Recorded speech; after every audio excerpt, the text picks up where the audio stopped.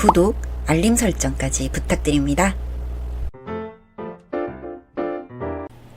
오늘도 우리 사는 이야기 찾아주셔서 감사합니다. 사연자분이 보내주신 이야기 시작해볼게요. 안녕하세요. 저는 30대 후반의 여성입니다. 3남매의 맞이로 태어나 부모님의 사랑을 듬뿍 받고 자랐습니다. 첫정이 무섭다고 하는 말이 그런 것 같아요. 늘 예쁜 옷에 고급 음식을 먹고 자랐습니다. 집도 흔치 않은 100평 정원의 2층 양옥집 주택에 살았고요. 정원에는 연못도 있었고 집안일을 도와주는 이모가 있었습니다. 사업을 크게 하시던 아버지와 어머니는 서로를 아껴주고 늘 행복해 보였습니다.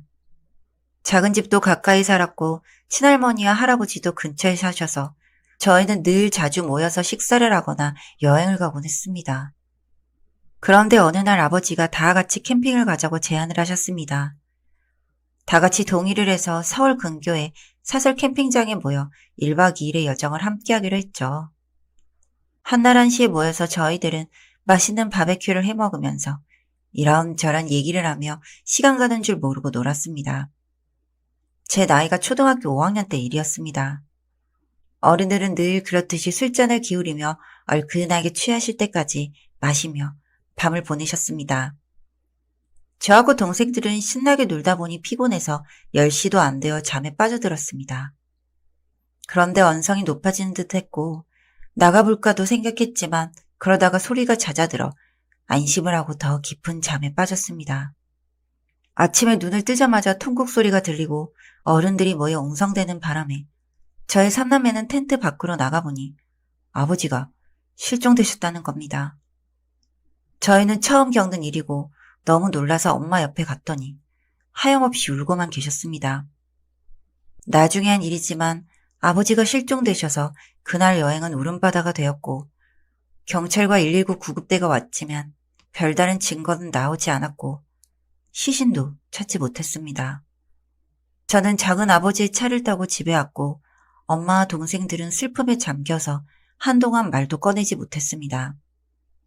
캠핑장 근처의 호수에는 낚시터도 있었고 수상 놀이기구도 있었지만 그날은 유독 추워서 아무도 없었습니다. 그러니 목격자도 당연히 없었고요. 수사는 더디게 진행되었고 저희는 돌아오지 않는 아버지를 매일같이 기다렸습니다.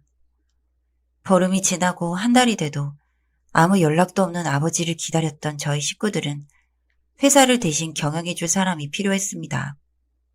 일단은 상무님이 대신하고 있었지만 언제까지 그렇게 대신할 순 없었죠. 엄마는 사회생활을 한 번도 안 해보신 분이라 어차피 거론되지도 않았고 주주총회를 열어야 한다고 했습니다. 그러던 중에 아버지의 시신이 호수에서 발견되었고 오래되어 부패한 상태였지만 억울함을 호소하는 듯 그런 메시지를 보내는 것 같았습니다. 엄숙한 분위기에서 아버지의 장례식이 치러졌고 경찰의 수사는 본격적으로 다시 시작되었습니다. 엄마는 몇 번이고 혼절하면서 그 과정을 견뎌냈습니다. 당시엔 지금처럼 CCTV가 흔한 것도 아니었고 핸드폰도 없었습니다. 아버지가 쓰시는 관용차에 카폰이 있었을 뿐 목격자들은 끝내 나타나지 않았죠. 부검을 하기엔 너무나 시일이 오래되어 타살 흔적도 발견할 수 없었습니다. 저희는 아버지가 유독 아끼는 집과 회사를 매각하고 그 돈으로 평수 작은 아파트로 이사를 나왔습니다. 눈물이 쏟아지고 괴로운 마음이 깊어서 엄마는 심장질환이 생겨 치료를 받으러 다니셨고 저와 동생들은 소아 우울증이라는 병을 얻었습니다. 여전히 경찰이 수사는 진전이 없었고 결국 실족사로 정결처리 되었습니다. 저희는 사비로 목격자를 찾는다는 현수막을 내걸었습니다. 1년이 다 되어간 시점이라 사실 그 누군가 제보를 하기엔 꽤나 오래된 시간이었죠. 제가 중학생이 되어 교복 차림으로 교문을 나오는데 누군가 절 유독 쳐다보는 아저씨가 있었습니다. 전 그분이 누군지 알 수 없었고 그렇다고 물어볼 수도 없는 노릇이었습니다. 며칠 후 그분은 보이지 않았고 대신 집에 편지가 담긴 택배가 왔습니다. 엄마는 충격받으실까봐 제가 방에 가져와서 몰래 열어봤습니다.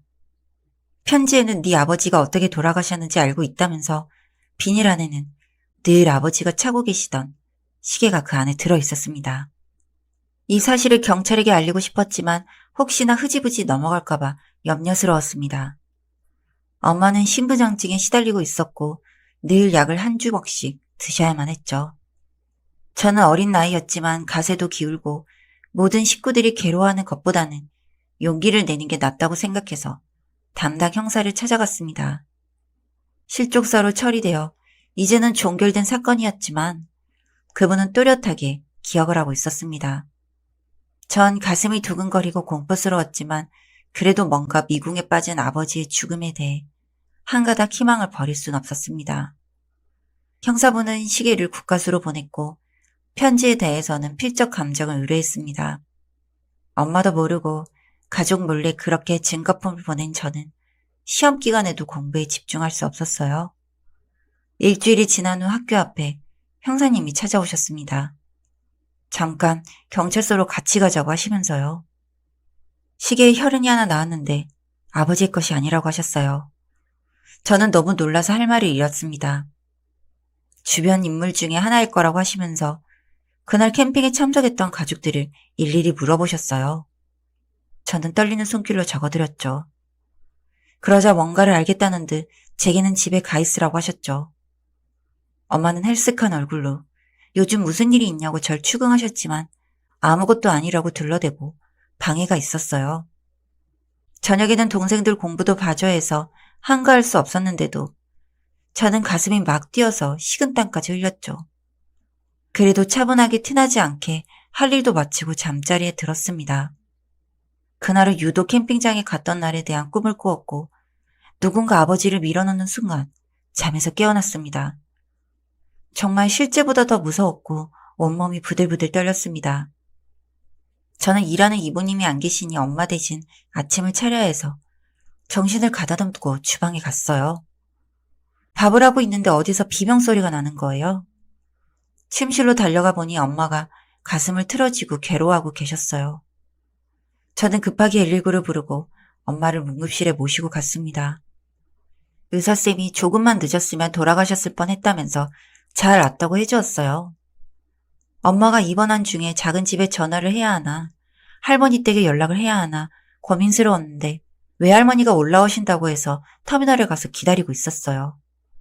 늦은 시간이었지만 할머니를 모시고 병원에 갔습니다. 엄마와 할머니는 그렇게 병실에서 주무시게 되었고 전 집으로 가던 중에 형사님의 연락을 받았어요. 내일 일찍 경찰서로 오라는 거였죠. 전 뜬 눈으로 밤을 새고 아침 일찍 일어나 형사님을 만나서 갔더니 혈흔은 작은 아버지의 것이었다는 겁니다. 정황상 두 사람 사이에 말다툼이 있었을 것이고 서로 힘겨루기를 하다가 아버지가 호수에 빠진 거라고. 제보자는 낚시를 하는 사람이었는데 찌가 움직여서 낚싯대를 들었더니 시계가 있었다는 겁니다. 그 이상은 더 알아낼 수 없었는데 살인 동기에 대해서는 형사님이 더 알아보겠다고 했어요. 병원에 엄마를 보러 갔는데 작은 집에서 오셔서 계시더라고요. 태어난 작은 아버지와 숙모를 보면서 저는 분해서 어쩔 줄 몰랐습니다. 봉투를 내밀더니 병원비에 보태 쓰라고 하면서 사라지셨죠. 나중에 알게 된 사실로는 아버지에게 선산을 물려주고 건물 한 채를 상속하기로 한 유언장을 작은 아버지가 미리 알게 되어 조작을 했고 그 후에 회사를 산산조각으로 만들고 저희 가족을 사지로 내몰았던 것입니다. 모든 증거가 나와서 작은 아버지는 구치소에 수감되었고 오랜 형사재판 후에 징역 10년을 받고 복역 중입니다. 저희는 유산을 되찾았고 팔았던 2층 집에 다시 이사를 가게 되었습니다. 작은 집은 저희가 겪었던 대로 경제적으로 몰락했고 사촌들은 각기 흩어져 살게 되었습니다. 그리고 작은 엄마는 이혼 후 재혼을 했고요. 가정 파탄이 일어나 끔찍한 상황을 맞게 되었죠. 저희는 엄마가 편찮으시긴 하지만 동생들도 밝아졌고 점점 좋아질 것으로 믿습니다. 아버지의 억울한 죽음의 한을 풀어드려 다행이라는 생각을 합니다. 중도에 포기했더라면 정말 이런 날은 오지 않았을 겁니다. 긴 글 읽어주셔서 감사드립니다. 사연은 여기까지였고요. 우리 사는 이야기 시청해주셔서 감사합니다.